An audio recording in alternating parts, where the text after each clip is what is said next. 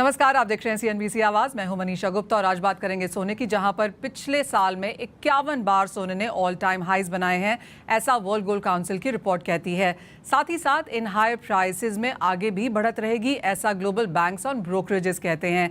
इसके मायने industry, consumers के लिए क्या हैं, इसी पर आज बात करेंगे। हमारे साथ जुड़ रहे हैं इस पैनल पे मिस्टर राजेश रोकरे, जो प्रेसिडेंट हैं GJC के।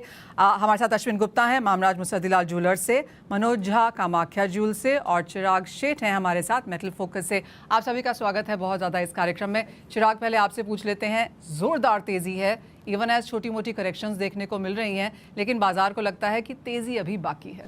जी हाँ, बिल्कुल। देखिए, हमारा भी मानना है कि शायद यहाँ से और आपको $100 से $150 की गोल्ड में मूव देखने को मिल सकती है। अभी भी अनिश्चितता का दौर चल रहा है। टैरिफ पे क्या होगा, ये जैसे अभी एक मीम चल रहा है कि मंडे को टैरिफ आते हैं, ट्यूसडे को निकल जाते हैं, फ्राइडे को टैरिफ वापस आते हैं और सैटरडे संडे को गोल्फ खेलने चले जाते हैं। तो ये एक चीज़ है कि यहाँ पे अभी भी बहुत ज़्यादा अनसर्टेनिटीज़ हैं। दूसरी बात, हमने देख रहे हैं जियोपॉलिटिकल सिचुएशन पे भी अभी भी बहुत ही ज़्यादा अनसर्टेनिटी है। तो जब तक ये सारी सिचुएशन रहेगी, सोने में तेज़ी बरकरार रहेगी। हालांकि हमारा मानना है कि सोने की जो तेज़ी है शायद अपने आखिरी लेग पे है, इसलिए शायद $100 से $150 और मार्केट ज़रूर जा सकता है और उसके बाद एक कंसोलिडेशन फेज़ में मार्केट जाएगा जब तक क्लैरिटी नहीं आ जाती है। चिराग, अगर हम कॉमेक्स को देखें और नेट लॉन्ग पोजीशंस देखें तो सोने की net long positions near all time high हैं, चांदी की net long positions at all time highs हैं। आप कहेंगे जिनको खरीदना था वो ले चुके हैं, या फिर आपको लगता है ये पोजीशंस और आगे बढ़ेंगी या प्रॉफिट टेकिंग आएगी? क्योंकि जब भी हम net long positions at all time highs देखते हैं, थोड़ा सा चॉपीनेस बाजार में आती है। जी हाँ, बिल्कुल। क्योंकि देखिए, यहाँ पे दो चीज़ें हमें बहुत ही इंटरेस्टिंग देखने को मिली। एक है कि जो फ्लोज हुए हैं फ्रॉम लंदन टू कॉमेक्स, वो कई हद तक अभी स्लो डाउन होते हुए दिखाई दे रहे हैं। नेट लॉन्ग पोजीशन मैं कहूँगा शायद, और अगर मार्केट में और $100 की मूव आ जाती है तो शायद नेट लॉन्ग पोजीशन शायद और ज़रूर बढ़ जाएंगे। हाँ, ये है कि जब जब मार्केट डीपली लॉन्ग हो जाता है तो करेक्शन की संभावनाएं बहुत ज़्यादा बढ़ जाती है,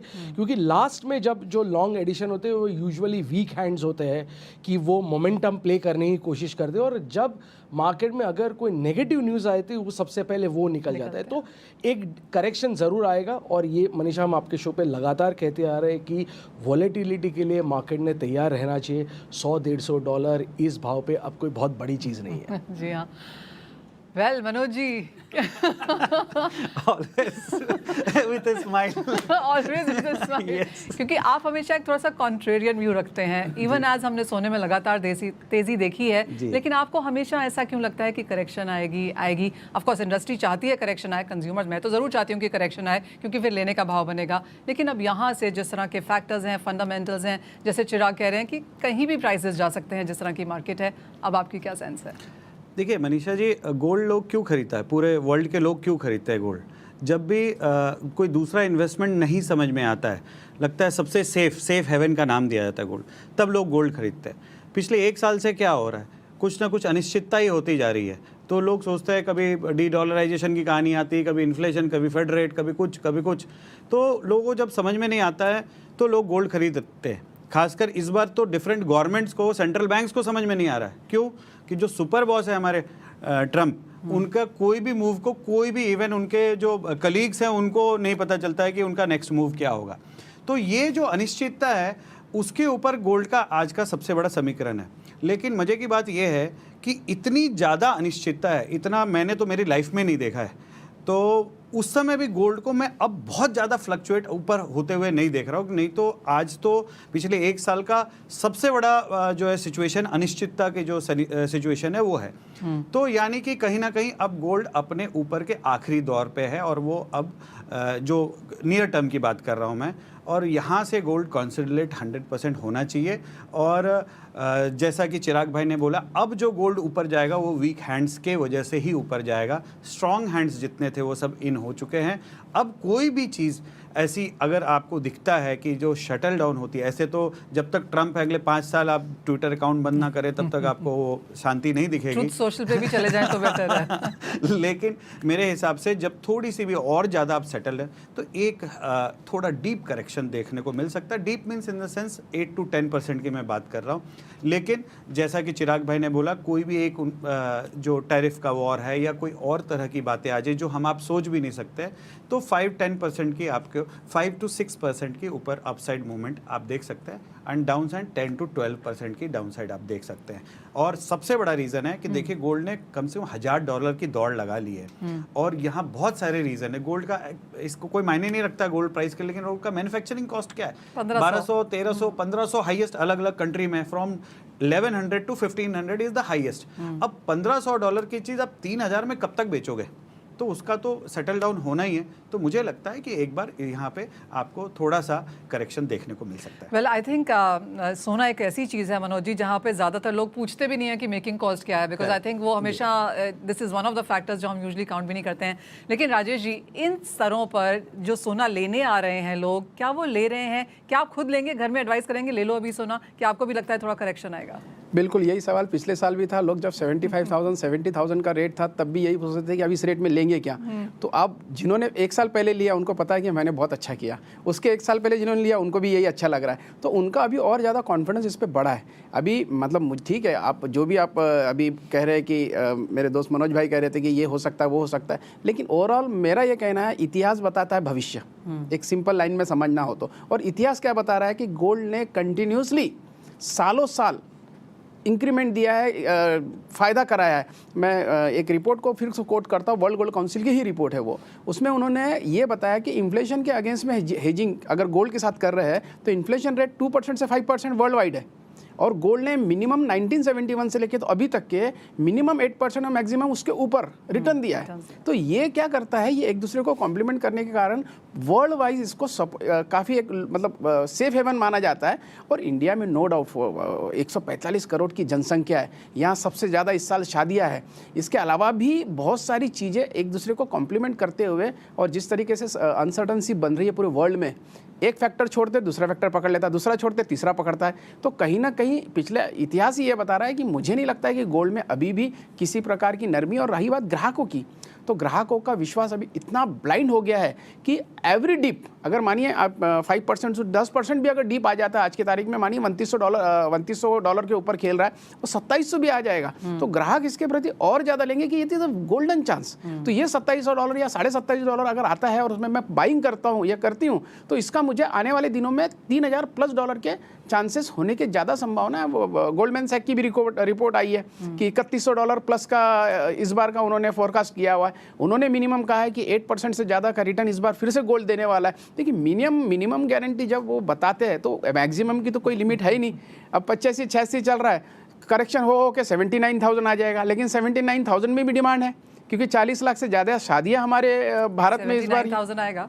जी बिल्कुल आ सकता है। मैं ये नहीं कहता थी कि ऑलवेज करेक्शन में एक और अलग टेंडेंसी हो जाती है, जब भाव थोड़े से नीचे आ जाते हैं ना तो लोगों को लगता है और नीचे आएंगे और वो मिस कर जाते हैं, और जब भाव बढ़ते हैं तो पीछे दौड़ते हैं। तो अभी जो बुल रन चल रहा है गोल्ड का, और वो रुकने का नाम नहीं ले रहा। आफ्टर कोविड जिस तरीके से गोल्ड ने रिटर्न दिया है, तो लोगों को पता है कि अभी इसके बाद वर्ल्ड वॉर 2 के बाद कोई डायरेक्ट जैसे अभी यूक्रेन और रशिया को छोड़ दिया जाए तो डायरेक्ट ऐसी 1-to-1 वार की पोजीशन न बनते हुए पैंडेमिक जैसी जैविक हथियारों को यूज़ करके एक दूसरे की इकोनॉमी को ये करके कोविड जैसी परिस्थितियों को ला के पैंडेमिक लाने की स्थिति में कहीं ना कहीं ये गोल्ड को इम्पैक्ट करेगा। मुझे लगता है आने वाले दिनों में गोल्ड का भविष्य सुनहरा है और बहुत आगे चांसेस है कि रेट बढ़ेंगे।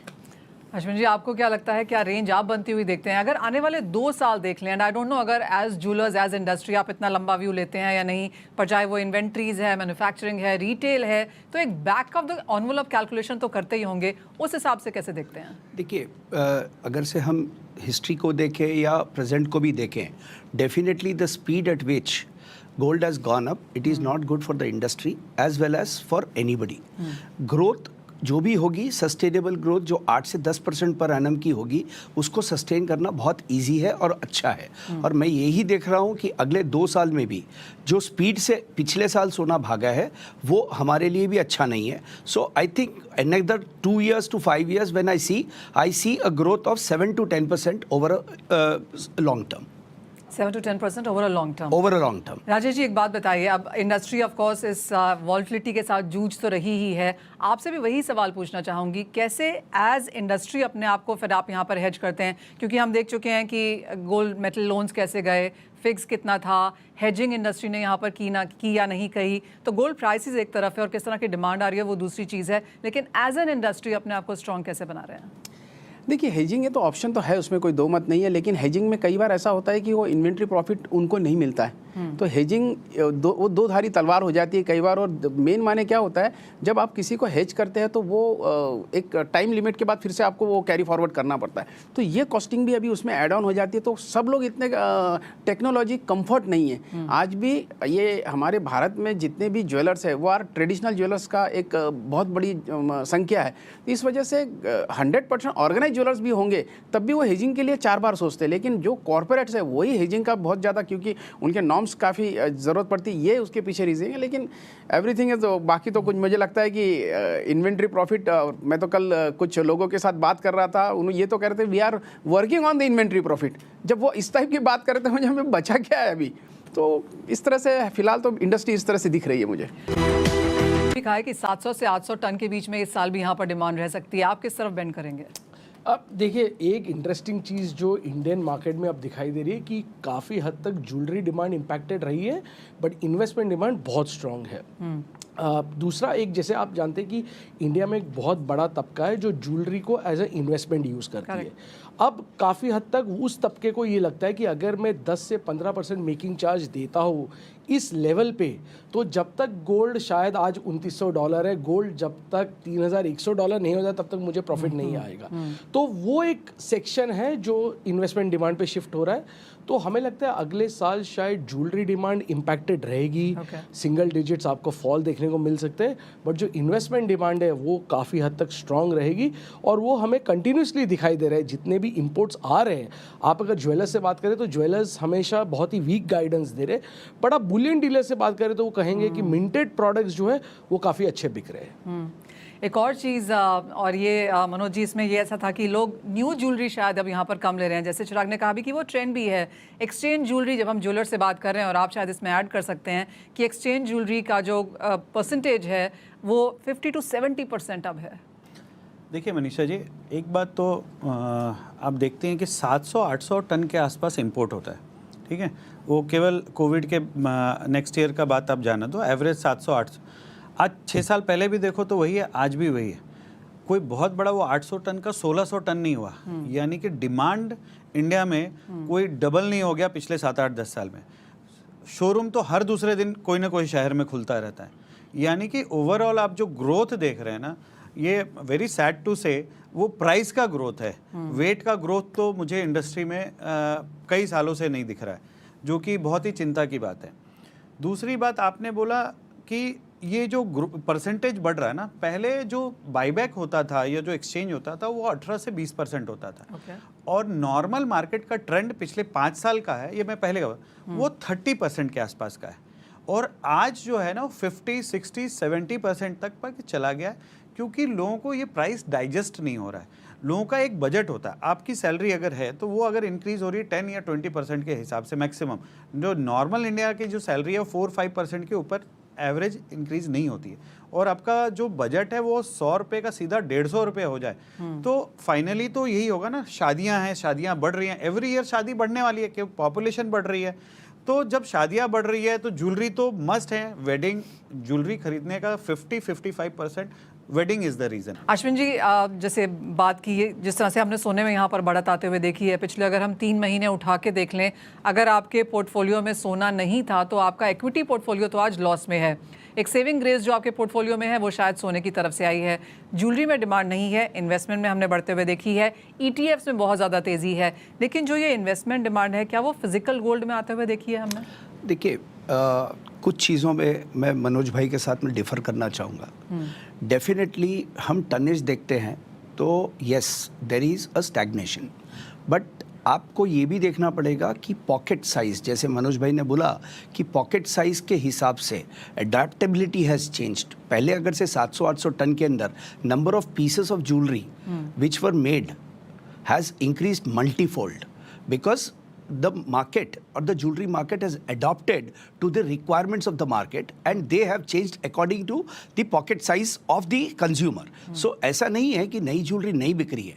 डेफिनेटली जिसके साथ में अटैचमेंट होता है वो क्या कर रहे हैं आजकल, they are fitting to the old design and complementing with the new design, and that is where they are fusioning also. So it is not that कि everything is getting recycled and being made. So मुझे ये लगता है कि definitely investment in physical gold as well as ETF both are contributing to the industry's growth. Definitely जैसे चिराग भाई ने अभी बताया कि those people who were thinking कि I am losing out on 10 to 15% of the making charges in jewelry, they are definitely shifting towards the physical gold as well as ETF. So physical gold का भी demand है और ETF is also growing at the same pace. एक चीज़ आप तीनों से ही जानना चाहूँगी और चिराग आपसे स्टार्ट कर लेते हैं. अगर हम मार्केट देखें और ये चीज़ हम लगातार इस सेमिनार में हर पैनल पे भी देखते रहे हैं, सब लोग ये शेयर करना चाहते हैं कि 10 साल पहले कैसी मार्केट थी और अब कैसी है, इन सेंस ऑफ चाहे वो इंडस्ट्री के लिए फंडिंग है, इंडस्ट्री के प्रॉफिट्स हैं, ट्रांसपेरेंसी है, गवर्नेंस है या फिर बाइंग पैटर्न्स हैं कंज्यूमर्स का. अब जहाँ पे हम खड़े हैं, जहाँ पर हॉलमार्किंग हो चुकी है, वर्ल्ड गोल्ड काउंसिल ने अब ट्रेसेबिलिटी की बात भी यहाँ पर की है, आपको लगता है इंडियन मार्केट इन चीज़ों के लिए तैयार है? मेरे हिसाब से 2-3 फैक्टर्स हमें इंपॉर्टेंट दिखाई दे रहे हैं. एक है कि 14-18 carat will be the next big thing अगले 5 साल में. ये हमें बहुत ही स्ट्रांगली लग रहा है कि 14-18 नेक्स्ट बिग थिंग हो जाएंगे. दूसरी बात जो लग रहा है कि awareness of consumers towards sourcing of gold भी बढ़ेगा, ट्रेसेबिलिटी. सो आई थिंक वो ज्वेलर्स के लिए वो एक इम्पॉर्टेंट हो जाता है कि कहाँ से उनका सोना आ रहा है. ठीक है, ये दूसरी चीज़.